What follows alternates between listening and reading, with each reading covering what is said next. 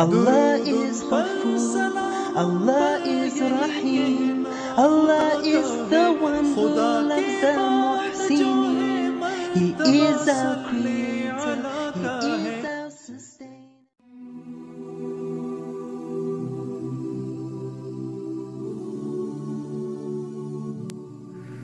حضرت لقمان علیہ السلام کی نسبت منقول ہیں۔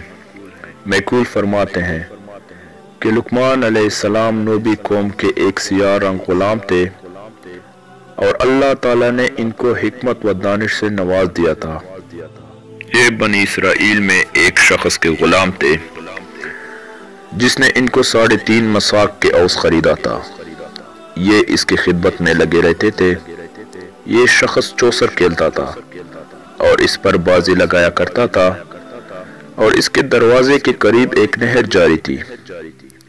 ایک دن اس شرط پر چوسر کھیلی گئی کہ جو ہار جائے اس کو اس نہر کا سارا پانی پینا پڑے گا یا اس کا فدیہ ادا کرے گا۔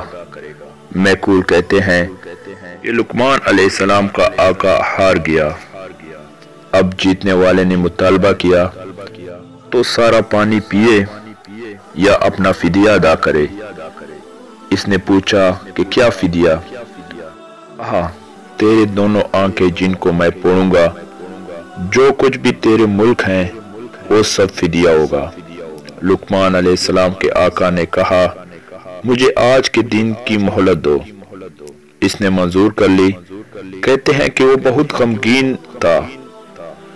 لقمان علیہ السلام لکڑیوں کا گٹھا پشت پر اٹھائے ہوئے آ پہنچے اور آقا کو سلام کیا، پھر گٹھا کو رکھ کر پاس آئے، اور اس کی عادت تھی کہ جب وہ لقمان علیہ السلام کو دیکھتا تھا تو ان سے دل لگی کیا کرتا تھا اور ان کے کلمات حکمت سنتا اور تعجب کیا کرتا تھا۔ انہوں نے اس کے پاس بیٹھ کر کہا کہ کیا بات ہے، میں تم کو غمگین دیکھ رہا ہوں۔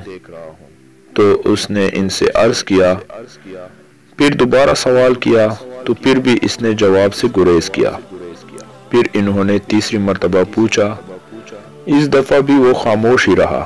چوتھی مرتبہ آپ نے فرمایا، آپ مجھے بتا دیے کیونکہ ہو سکتا ہے کہ میں آپ کی مشکل کو حل کر دوں۔ اب اس نے پورا قصہ سنا دیا۔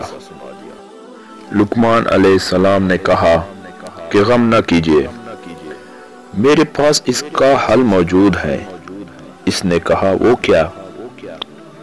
آپ نے فرمایا کہ جب وہ تمہارے پاس آ کر نہر کا پانی پینے کا سوال کرے تو تم اس سے پوچھنا کہ دونوں کناروں کے درمیان کا پانی پیوں یا نہر کی لمبائی کا۔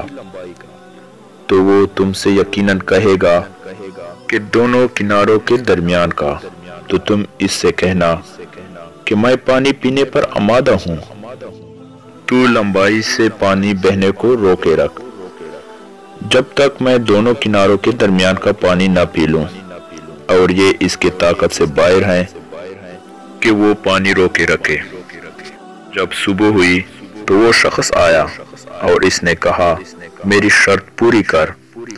آقا نے جواب دیا کہ بتاؤ دونوں کناروں کے درمیان کا پانی پیوں یا لمبائی کا؟ اس نے کہا دونوں کناروں کے درمیان کا۔ اب انہوں نے کہا بہت اچھا، لمبائی کے پانی کو روک لو۔ اس نے کہا یہ تو ناممکن ہے۔